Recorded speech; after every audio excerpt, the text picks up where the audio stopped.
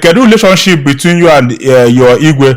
Enwe mgbe ngini ya, enwe mgbe ekpo ya n'ọnụ, you know, and then later it's like I saw something that looks like an apology. Kedu relationship with you and your Igwe, and what do you have against him as well? Igwe Omor. No. I never apologized to Igwe. Okay. The problem is that I have to be convinced that I did something wrong for me to apologize. Okay. So up to today, I've not been convinced that I did something wrong. My relationship with my Igwe is the relationship. How I would describe. I don't want to indict him much because in our place, if having issues with somebody, reserve some space, some room for reconciliation. You know, so I don't want to say things that would be overly indicting my Igwe. But the truth is that my Igwe, I want to be fair to him. My Igwe cherish certificates so much, all right? Because I think he contested Igwe for 11 years, so he struggled to get to the throne. So he doesn't want anything that will make him lose the certificate, and he understands that the governor is responsible for issuing and withdrawing certificate in the Igwe. So he's doing everything, even desperately, to please the governor, to ensure that the governor does not withdraw his certificate. Because probably the most painful thing that will happen to a man is after being somebody to become nobody. So now he's the Igwe with the white garment, with the regalia and all the magic. So how he will turn out to begin to wear jersey and jean like you will be difficult for him. So he's doing everything to protect his certificate. I don't think there is anything beyond that between me and him. Just that I expected him to be a bit balanced doing that, right? Like when I went for his Iwaji and the governor came, I expected him to be a father to all, you know, not going to the extent of saying that non-APA member should not come, right?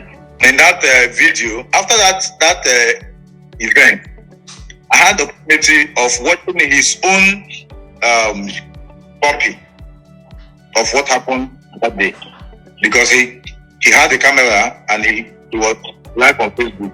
So when I now watched his live section, I discovered that why I was struggling, why they said that I came late, that the governor, he was already seated, and for that I couldn't be allowed.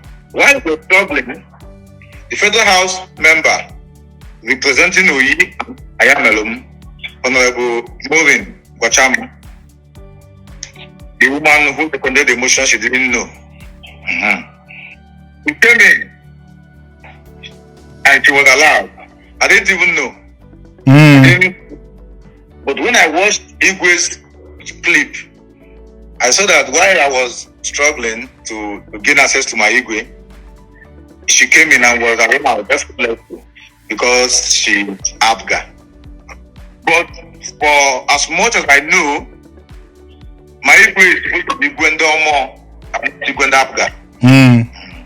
Not until he made himself Abga recently, and now we can comfortably call him Abga, as we are now in charge of new Igwe. Oh, really?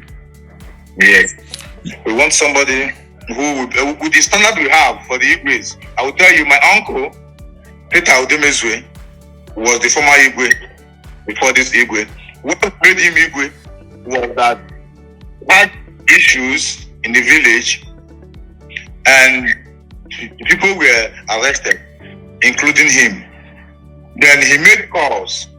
They granted him bail alone while his brothers were still held. Then he refused to go. He said if he was the only one to go, that he will not go. Then he told them to open the cell, he went back into detention, saying that until everyone is granted bail, that he was not going to go. So finally they all came back, and when we needed to plan it, we didn't have to struggle. We said this is the man to be the Igwe. Is your Igweship not forever? Is it not a lifetime thing? No. It's professional. Okay, wait. You used to have former Igwe that are alive.